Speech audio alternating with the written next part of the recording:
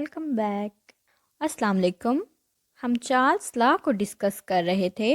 Last lecture में उसी को आगे बढ़ाते हुए हमने एब्सोल्यूट ज़ीरो का टॉपिक देखा था।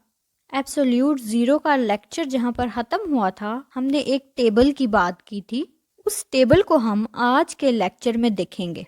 अगर आपने लास्ट लेक्चर नहीं सुना होगा तो आप टेबल को ये टेबल है हमारे पास, ये सेल्सियस स्केल में टेम्परेचर है और ये केल्विन स्केल में है। ये V और T की रेशो है जिसका आंसर कांस्टेंट है, जबकि ये हमारे पास वॉल्यूम चेंज है।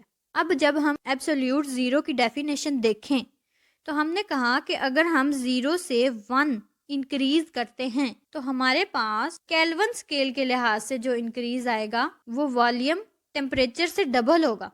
यानी कि हमने क्या कहा, 1/273 की टर्म यूज की थी। अब 1 की जगह पे हम वो वॉल्यूम लिखेंगे जो चेंज आया। क्या चेंज आया? मैंने 0 से 1 यहाँ पर इंक्रीज किया। 273 का अगर हम देखें तो 273 पे वॉल्यूम हमारे पास 546 है, तो मैं कहती हूँ 546 डिवाइडेड बाय 273, तो आंसर आएगा 2।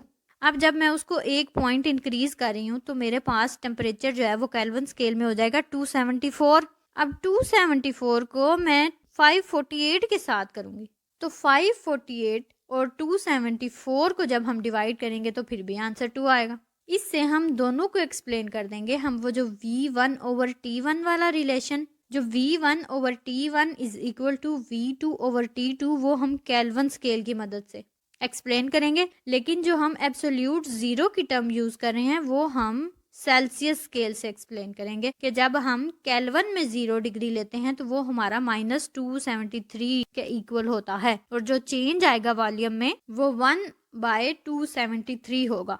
इसी तरह अगर मैं 10 पॉइंट्स टेम्परेचर के इंक्रीज करती हूँ, 0 से मैं 10 इंक्रीज करती हूँ या 10 डिक्रीज करती हूँ, तो दोनों का अगर हम देखें तो यहाँ पर हम जो टेम्परेचर ले रहे हैं वो 283 है और जो वॉल्यूम में चेंज आया है वो 566 है।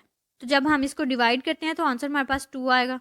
अब नीचे -10 में अगर डिक्रीज में हम देखें तो डिक्रीज में यहाँ पर मेरे पास है 263 टेम्परेचर और जो वॉल्यूम में चेंज आया है वो है 526, तो दोनों का आंसर फिर भी 2 आएगा। इसका मतलब है कि हम जितना टेम्परेचर ले रहे हैं उसके वॉल्यूम में डबल चेंज आ रहा है।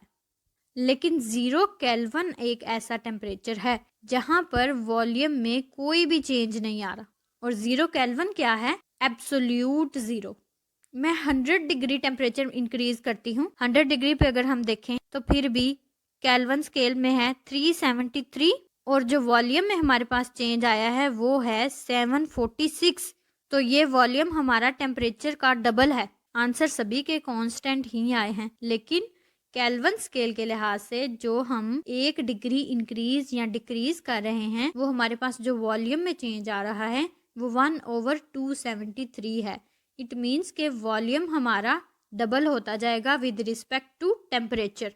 और जब हम कमी की बात करते हैं तो कमी में भी वही स्टेटमेंट आएगी कि जिस लिहाज से हम टेम्परेचर को कम करते जाएंगे उसी लिहाज से वॉल्यूम उसका कम होता जाएगा। अगर मैं V1/T1 और V2/T2 को सेल्सियस स्केल में वेरीफाई करने की कोशिश करूं तो देखते हैं। टेबल हमने साफ कर लिया एक दफ़ा। अच्छा जी, सेल्सियस स्केल में हम कहते हैं हम इसको वेरीफाई करें। केल्विन स्केल में तो हमने सारी वैल्यूज़ को देखा, कांस्टेंट ही आएगा आंसर। अब हम उसको सेल्सियस स्केल के मुताबिक देखते हैं। अच्छा, सेल्सियस स्केल में हम कहते हैं V1 जो है मेरे पास वो है 10, ठीक है, और चेंज मेरे पास है 566, और मैंने जब टेम्परेचर 100 डिग्री सेल्सियस इंक्रीज किया तो टेम्परेचर आ गया 100 और वॉल्यूम का चेंज है 746। अब V1/T1 is equal to V2/T2 में अगर आप इसको अप्लाई करेंगे तो आपका आंसर इक्वल नहीं आएगा। इसकी रीज़न ही ये है कि हमने कहा हम चार्ल्स लॉ में जो टेम्परेचर यूज़ करेंगे वो केल्विन स्केल में होगा। हमने डेफिनेशन में ही ये बताया है कि हम एब्सोल्यूट टेम्परेचर यूज़ कर रहे हैं, तो absolute temperature is actually kelvin temperature. जब हम केल्विन टेम्परेचर की बात करेंगे तो फिर हमारे पास आंसर जस्टिफाई होगा। सेल्सियस स्केल की जब हम बात करेंगे तो फिर जो हमने एब्सोल्यूट ज़ीरो के लिए रिलेशनशिप पढ़ा हम उसको ले लेंगे, क्योंकि उसमें टेम्परेचर हम सेल्सियस स्केल में ले रहे हैं।